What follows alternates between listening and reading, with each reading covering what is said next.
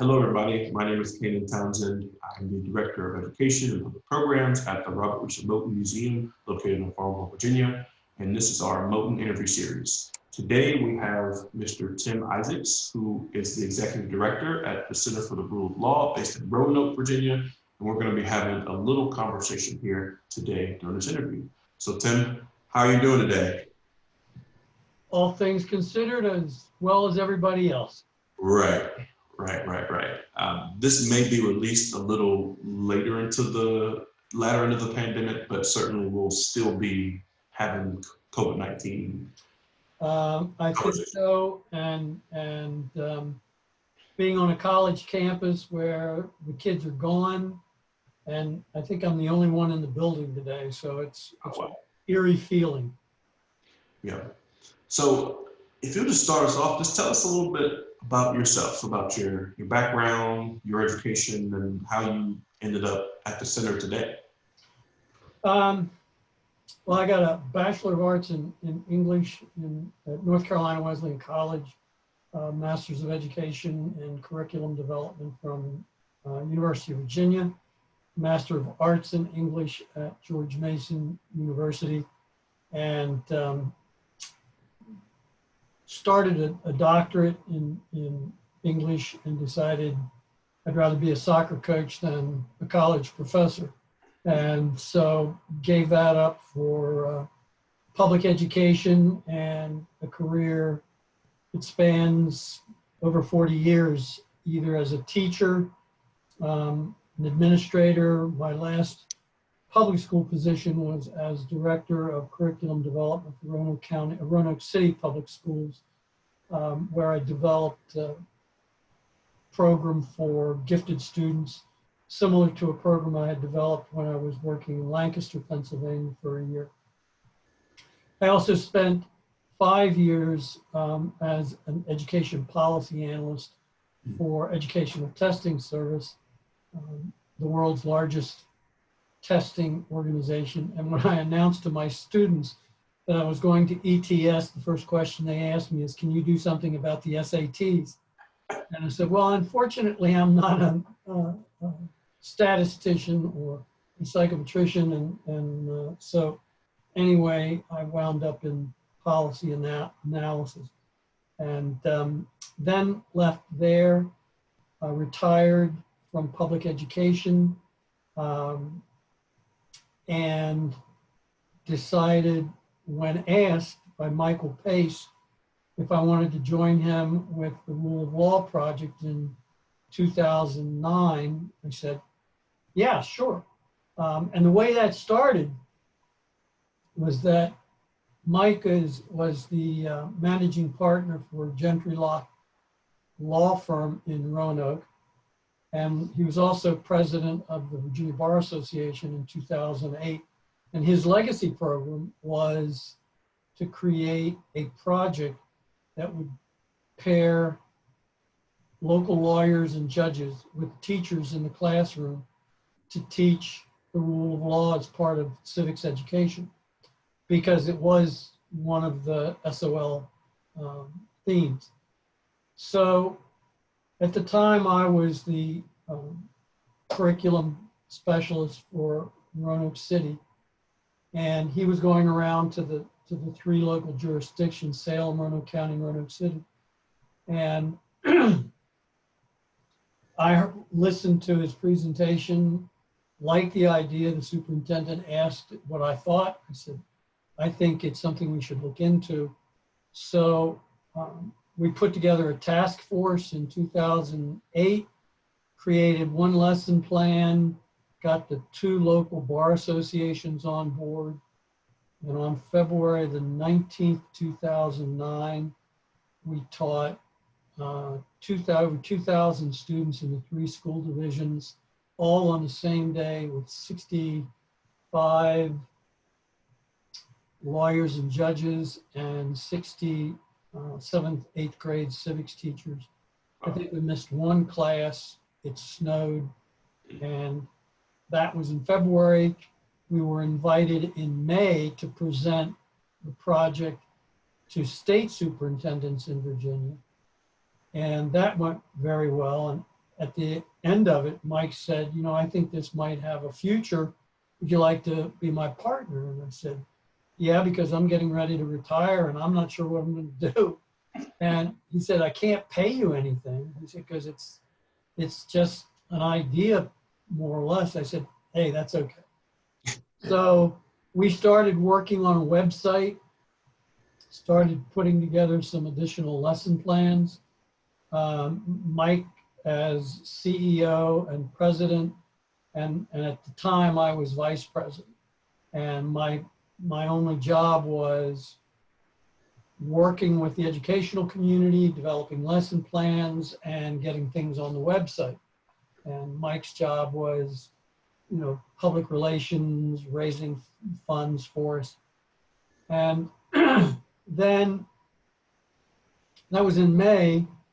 By the middle of June, we received an invitation to present the program at the World Justice Project's Forum 2 in Vienna, Austria. And by the end of July, here are two guys from Roanoke with a relatively baby of a project presenting to 60 people from all around the world about how to educate young people on the rule of law. And so for the next 3 World Justice Project forums, we went from doing a presentation one year in 2009, 2011, we were plenary panelists. 2015, we were facilitators. And we haven't been back just simply because there have always been conflicts. Right. But we've had invitations. And then in 2012, we were invited to move our offices, which were basically virtual at that point, to Roanoke College campus. And we've been housed here ever since. We teach a course, we've taught introductory course to the rule of law. And now I'm teaching a capstone course on the rule of law and global issues. In fact, we just finished last week. And that was a new experience, doing online instruction after all my time in public education. It was unique. And so that pretty much brings us up to where we are today. We still do the Rule of Law Project. It is our flagship program. We try to work with local bar associations around the state. We have a lawyer in Richmond, Brian Horn, who takes care of the eastern part, everything sort of east, north, and south of Richmond.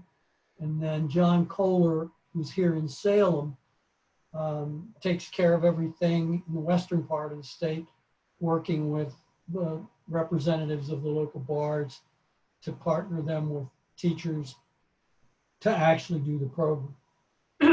And when the teachers and the lawyers implement the program, they can either use lessons we have on our website, or they can create their own lessons, and we encourage them to do that because oftentimes the lawyers are more comfortable dealing with current event issues, and the teachers provide the guidance on what current event issues tie in best to what they're doing in their classes at that moment.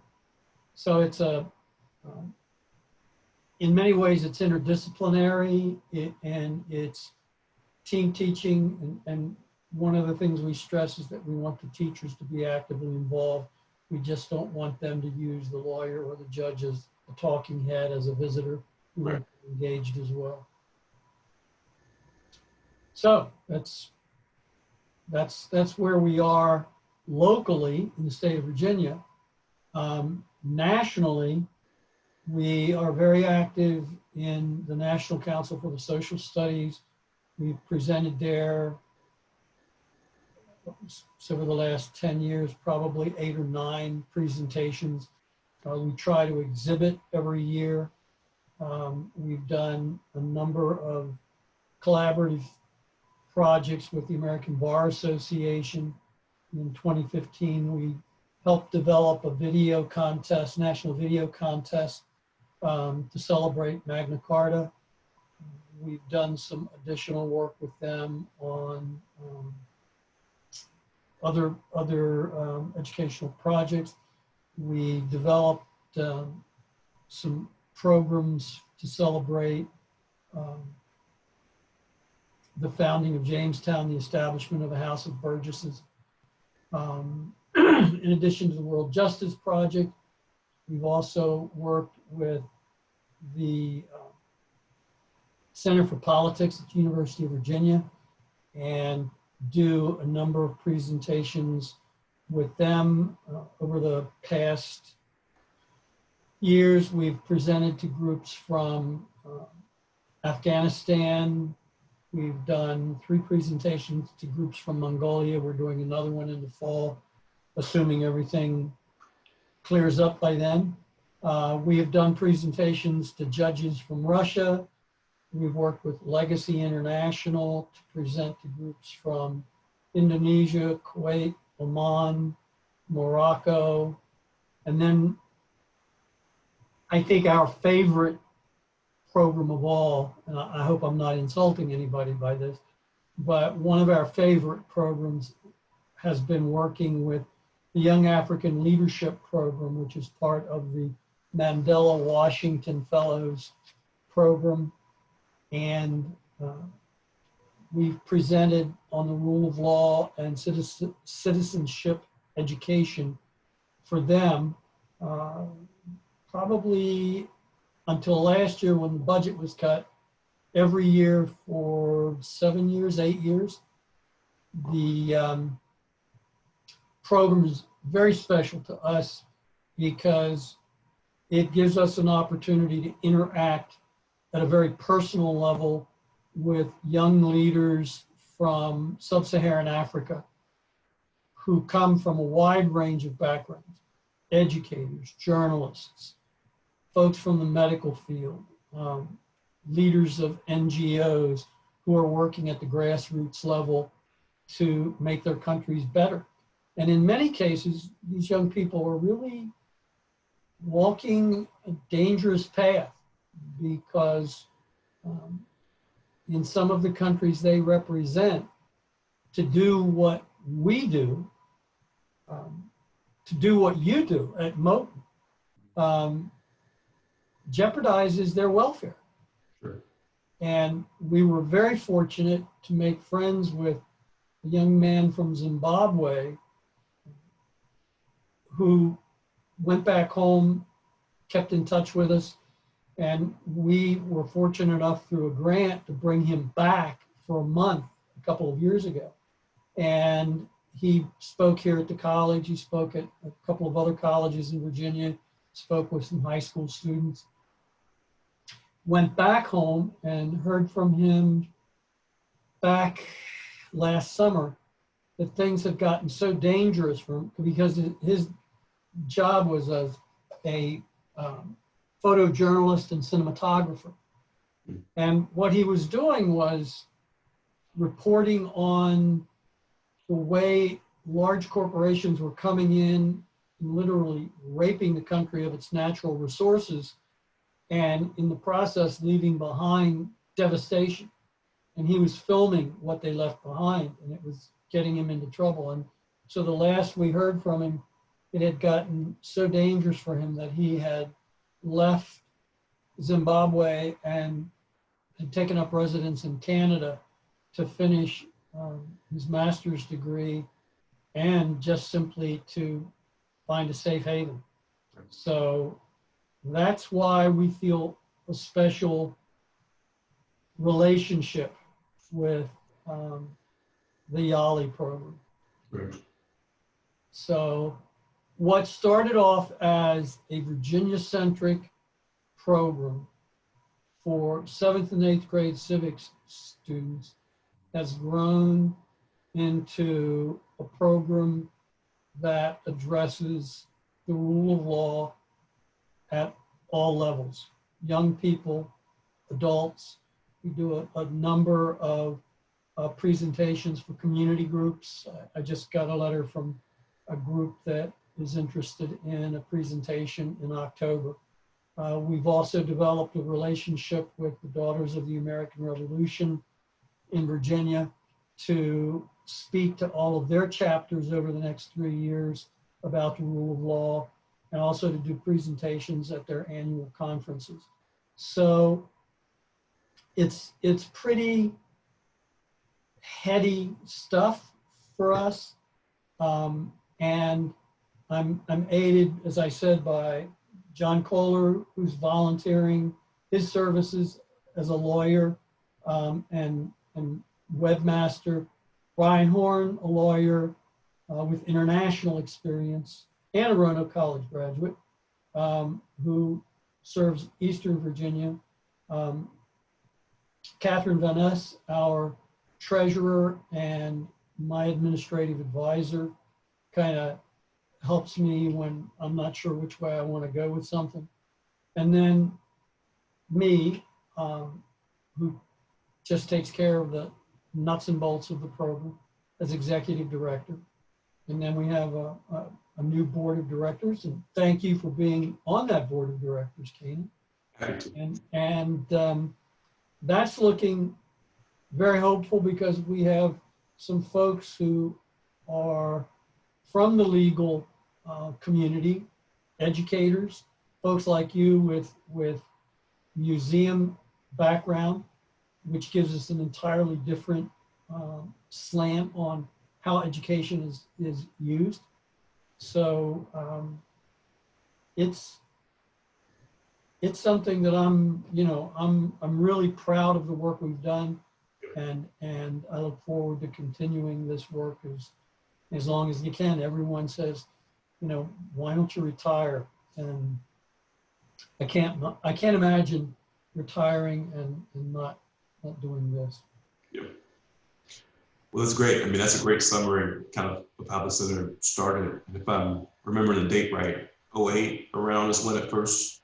Yes, in 2008, we did our pilot. Well, in 2008, the fall of 2008, we actually put the program together and sort of figured out what we wanted it to be. And then in February of 2009, we actually did the pilot with the 3 local school systems. And then the following fall, the fall of 2009, we rolled the program out in a larger pilot to 12 school divisions in the state. And I think we probably reached the peak implementation in 2017, where we were in over 100 school divisions, not necessarily every single middle school, but we were in at least one school in over 100 school divisions out of the, 132, 34.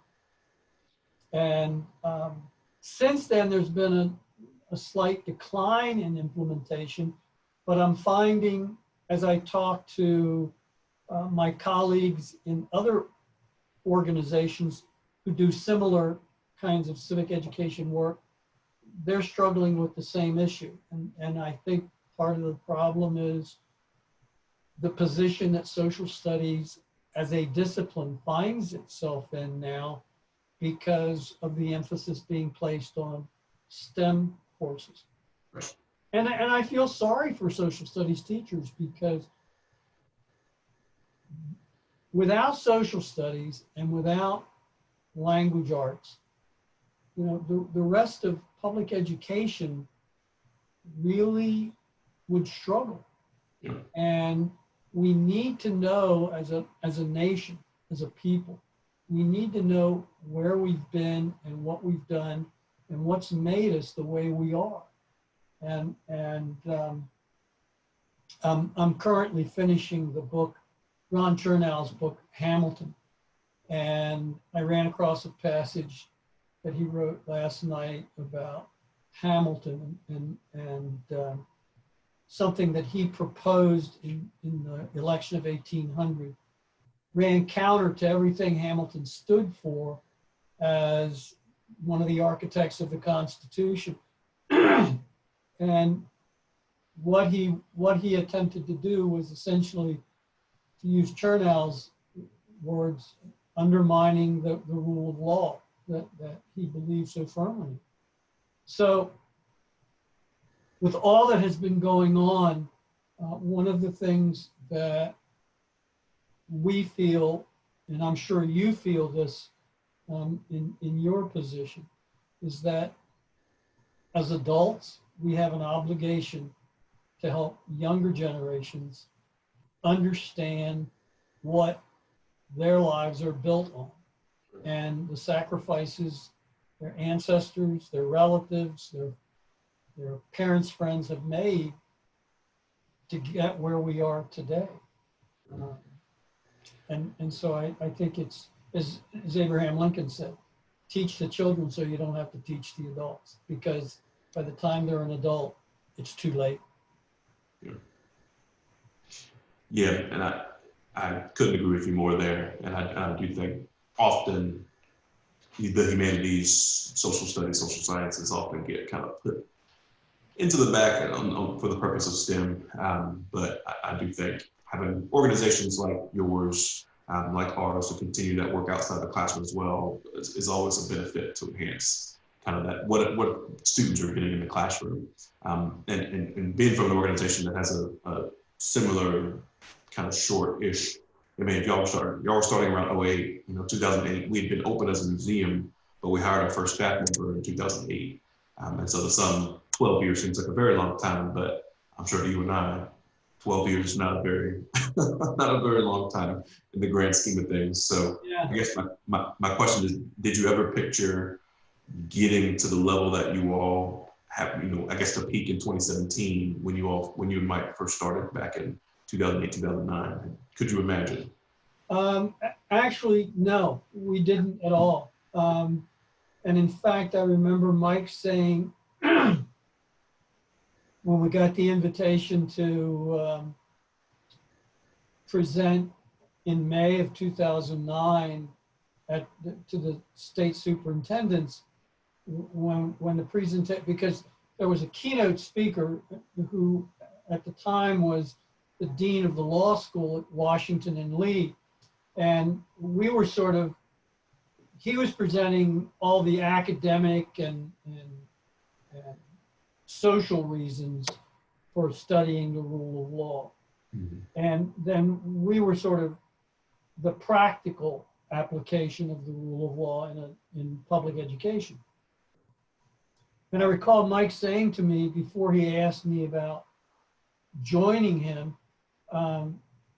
he said, I didn't ever think that the idea would come this far, that we would actually be invited to present before a group of state superintendents. And I said, well, it is a little awesome and a little humbling to realize that. And at that point, he said, maybe we really have stumbled onto something here. And then I guess around 2011, talks started between Mike and President Michael Maxey at the college. And then in 2012, we received the invitation to have our offices here. And at that point, I remember Mike saying, this has gotten much bigger than I ever expected. And then when we got the invitation from the American Bar Association in 2015, Mike again said, did you ever, he asked the same question you just asked. He said, yes. Did you ever imagine that we'd be this big or this popular? And I said, no, I said, this is pretty amazing. I said, considering there are only two of us, right. And we've worked with two international organizations. Now we're working with the ABA, and eventually Mike became a member of the Standing Committee for Education at the ABA, and until he retired.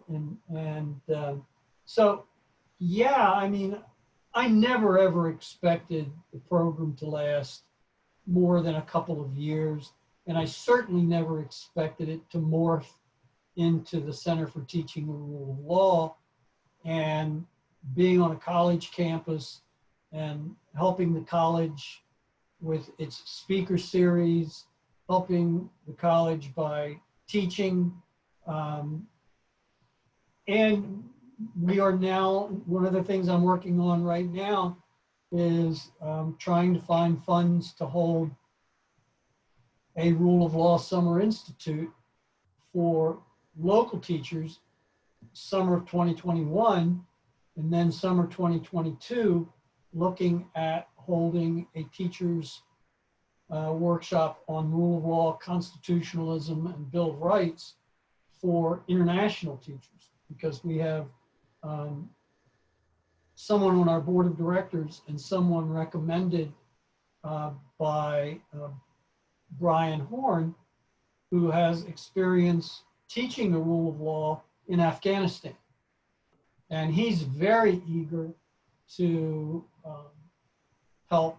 And since his previous work was as a lawyer for the State Department, he has the contacts to raise kinds of funds necessary to help bring those teachers here. Plus he has the political and governmental contacts to get that done. So I'm very excited about the possibility of doing that. Yeah, that does sound, and I remember talking about that in board retreat in the past, but that was still sounds like a really cool idea. Yeah, I'm in fact, one of the things I'm going to do right after our interview is to send a draft of the plans out to the folks who are interested in seeing what we have in mind. Okay. So when we talk about this idea of the rule of law, I feel like that's something that could be asked to multiple people and we can get varying answers. I think one thing that you all do well at, and this will be my question, but the thing that you all do well at the center is having it in a palatable way, defining it in a way that is digestible to the masses. And I think you told a story, which you don't have to tell if I'm making it up, which I don't remember if I am, but so basically my question is, how would you define the rule of law to an elementary school student, right? How do you articulate such a complex concept, or not so complex concept, in a way that elementary school, younger audiences can understand? Well, I want to go back to one of the first things you said, that there might be many definitions to the rule of law, and you're correct. You could ask 100 different people to define the rule of law and you'd have 100 different definitions. Right. Just as an anecdote, I was invited to do a presentation to a chapter of a local club, and I walked in, I'm getting set up, and someone in the audience comes up to me and says, "Are you our guest speaker today?" And I said, "Yes." And she said, "What are you going to talk about?" And I said, "The rule of law." And she said, "Well, what's that?" And so that's not an uncommon response. Right. To your point, it was an eye-opening experience the first time we tried to teach elementary kids, because the program from its inception was geared towards 7th and 8th grade civics students. Right. And all of our lesson plans were geared toward civics and 12th grade government classes. Many of the programs and the lesson plans, the PowerPoints we've accumulated, can now be adapted to whatever grade level the teacher is teaching, although they're still mostly 7th through 12th grade. So we were invited for several years. We worked with Big Brothers Big Sisters of the Roanoke Valley. And the first year we were asked to do this, they told us that the students we were working with were at-risk students. So having worked in Roanoke City and having been a teacher, I knew what that meant. I don't think Mike did. They were at-risk students. They were coming to Big Brothers Big Sisters for after-school tutoring, which meant that, they were struggling in school. And they were 4th, 5th, and 6th graders. No, they were 3rd, 4th, and 5th graders. So I put together a little lesson because we were going to be with them for about 35, 45 minutes.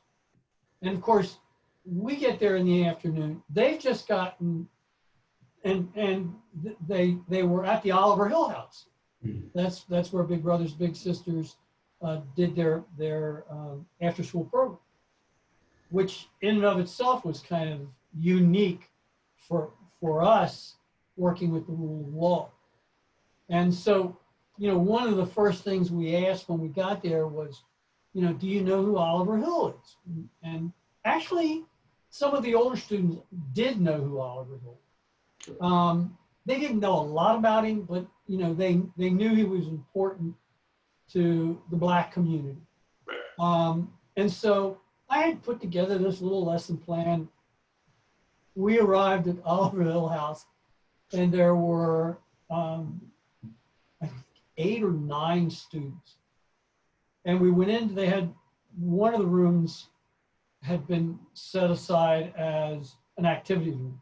We got there, and the kids were literally climbing off the walls. I mean, they were all over the place.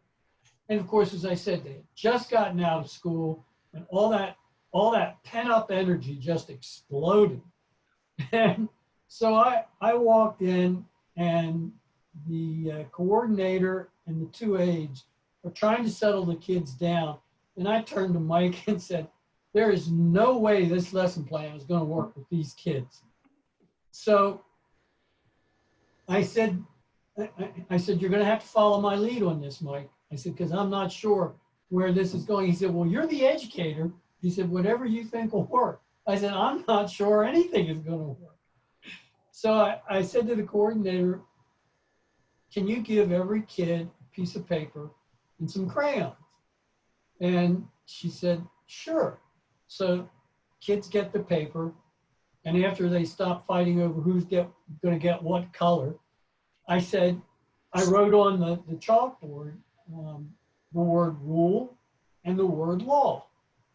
And I circled rule, and I said, I would like you to draw a picture of what you think the word rule looks like. And then you're going to have to explain your drawing to the rest of the folks that are here. And so I gave them a couple of minutes to do that. And then I asked them to show their pictures. And one picture in particular was really powerful. It was, and I think it was by a 4th grader. She held up a picture, and it was a series of stick figures. There was a real big one, and then a smaller one, and then 2 real tiny ones. And so I said, well, what does that have to do with rules or laws? And the girl said, well, you see the big figure? I said, yeah, that's Dad. And he makes the rules. And if Mom doesn't follow them, she gets hit. And if we don't follow them, we get hit. That was not only eye-opening, it was a really sad commentary on how that child viewed rules, because all she saw in rules was the fact that it involved punishment. If you don't do it the way this one person says, there is punishment. And so we use that as a springboard for talking about the rule of law. And I took them all up to the window, because right outside the house there was a speed limit sign. And I said, do you see that? And they saw it, and I said, what does that mean? And one of them said, well, it means if you go faster than that, the cop's going to stop you and give you a ticket. And again, they're focusing on punishment. And I wanted them to see that laws and rules have purposes. I said, yeah, but it says something else. Why is it 25 and not 50? And one of the older kids said, because people might get hurt if people drive fast up and down this street, because it was a very narrow street with cars on both sides. And I said, that's right. And that's why we have rules. That's why we have laws. It's to protect us. And so that got a conversation going with those kids about rules and laws and why we have them. And I said, did you ever think that the rules your father makes are for your protection? I said, they may not be. And there are governments that make laws that aren't necessarily good for the people, but they're good for the person who made the laws. And I said, that's why we have dictatorships. That's why we have tyrants. That's how we get countries like China and Russia. And then they began to understand, and I really didn't have to say a whole lot about the rule of law, because they began to understand, as we like to put it, that the rule of law is based on rules, responsibilities, and repercussions. The rules exist to protect us. The responsibility is ours to protect the rules and see that they're enforced the right way. And if we neglect our responsibilities, there will be repercussions. Yeah, I'm one to think kids don't get enough credit. Kids are sharp. Kids pay attention. They can see things. They may not be able to always articulate them in a way that us adults can understand, but they're observant. And that reminds me of many stories here at Moton.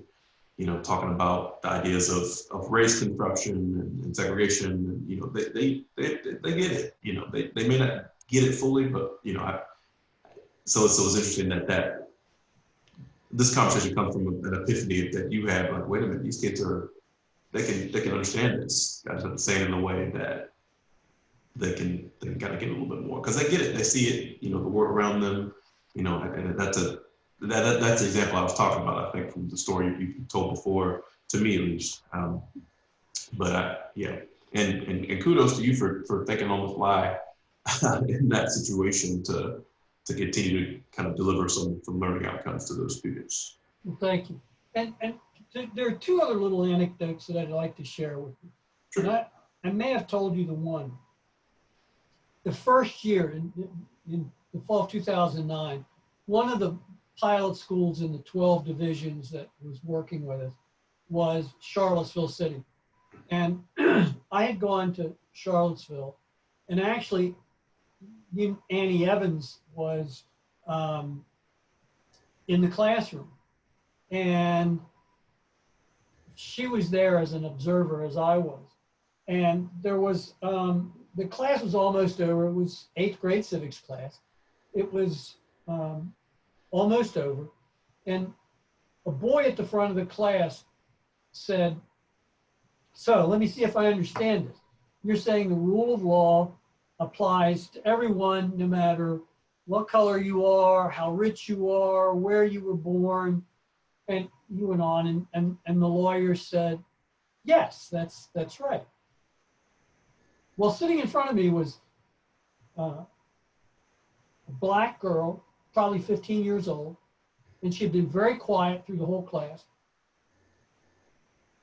And under her breath, she said, after the lawyer had said, yes, that's right, she said, no, it isn't. And she shook her head. And I tapped her on the shoulder and I said, you need to raise your hand and say that, and explain why you don't think it's correct. And she said, just shook her head. So I tapped her on the shoulder again and I said, please, that's why we're here. We need to hear that. The lawyer, your teacher, your classmates need to hear that. Right. And she said, I can't. And I said, why can't you? And I'm sure she felt very intimidated having this white adult male, urging her on like this. And she said it wouldn't be right. And I couldn't get anything else out of her. And as I left the classroom, I thought to myself, what a terrible commentary on society. Something somewhere in that child's past made her feel like her voice didn't count. And that's why I feel the work we do, and when I say we, I mean you, me, Annie Evans, all of friends we have who do what we do, is so important. And then the second anecdote came when I was judging the finals, the state finals for the We the People competition one year in Williamsburg. The group of students had just presented their case, and the panel of judges was asking them follow-up questions.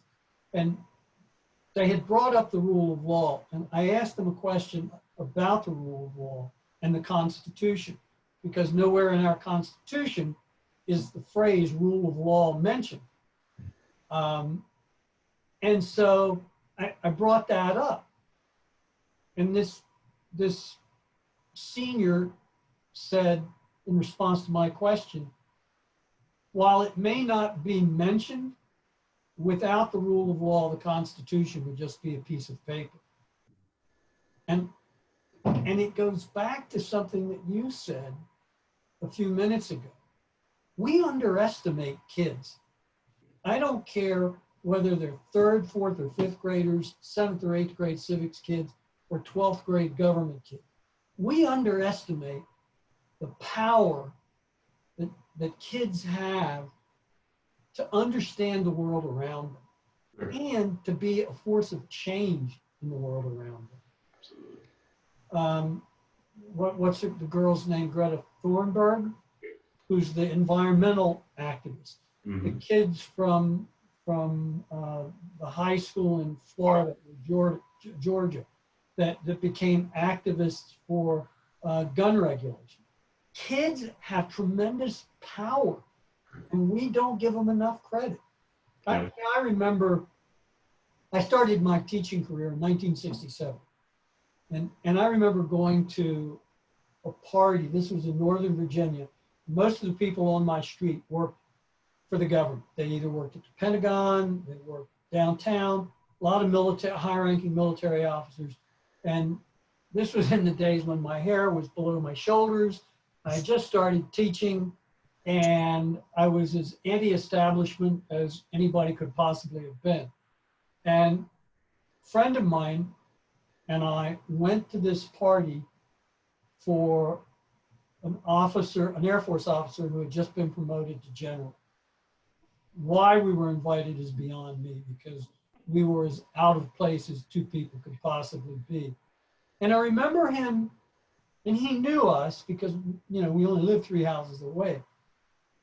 And he knew I was a teacher, and he said, look, he said, you're a teacher. He said, tell me, he said, what's wrong with the kids today? And I said, nothing. I said, kids are kids. I said, they never change. And I said, the circumstances around them may become different. The challenges are different, but they're kids and they adapt. They're going to find a way around the problem, or they're going to see a way to change the problem, address the challenge that we may not see. And so, I truly believe in the power of youth, and even at the college level. This group of kids I just finished with, I was really surprised. I had some students in there who were very active Second Amendment supporters. I had some that were very, very liberal.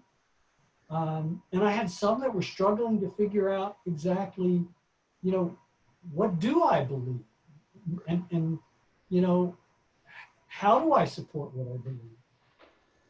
But in the post-evaluation, I was surprised how many of them said they really enjoyed learning about the rule of law and understanding that it's more than the sort of lip service go-to concept that politicians and journalists like to throw around without truly understanding.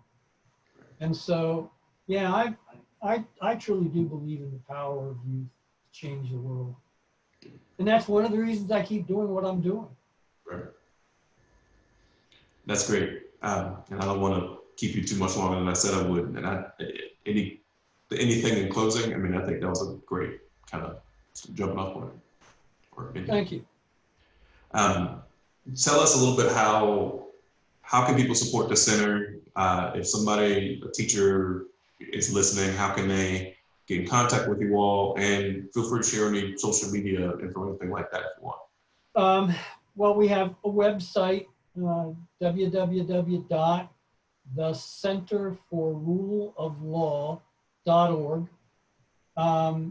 They can get in touch with me if they go to the website. They'll see my email address, which is tisaacs@thecenterforruleoflaw.org, or they can also get in touch with me at my college email address, which is a lot easier. It's just simply isaacs@roanoke.edu. For those of the educational community who might watch this, I would ask you to visit our website, look at what we have there. We have a number of PowerPoints. We've got more that we're getting ready to load that can be adapted. Some of them have notes for your use. Some of them are designed to allow you to use the notes that you think are suitable for the way you want to use the PowerPoint for the grade level you have. Teachers who may have lessons that they would like us to load with attribution, we will do that. And we will also see that they get recertification points for generating a lesson plan that's accessible to other teachers throughout the state. For folks from the legal community, I encourage you to get in touch with us because we're always looking for volunteers to help in the classroom. And for teachers and the volunteers, it takes maybe an hour to learn how to do this, maybe another hour to figure out a lesson for the class, and there's no cost to anyone for this. No cost to the local bar associations, there's no cost to the teachers, and if you need materials, they're on the website. We give out wristbands to all the students that participate, and we provide those to the local bar associations. So again, that doesn't cost anything. The other thing that I would say is we are a 501c3 nonprofit, so we rely on donations, and you can donate online at our website, or you can simply mail a donation to me at Roanoke College, 221 College Lane, Salem, Virginia, 24153. So the work we do is good work, like the work you do at Moten Museum. And I think it's the work that, as I said, you and our other friends do that is so important now, because kids need to know where we've been and how we're going to get to the next step, because they're not getting good examples from the adults right now. Right. I could not concur even more. Support Tim. He gave you his information if you can. Support the center. I know we do a Rule of Law Day here in Prince Edward County between Prince Edward County High School and Fuqua School students, which is a big success every year. I think that would be probably sometime around this time usually. Yeah, it would be. If not were for the pandemic. But we will look forward to starting that again in the future, hopefully. Tim, thank you so much for your You're time. welcome. I've greatly appreciated all your insight, and I know our viewers will as well. Take care. Stay safe. Thank you, sir. You as well. Bye-bye now. See ya.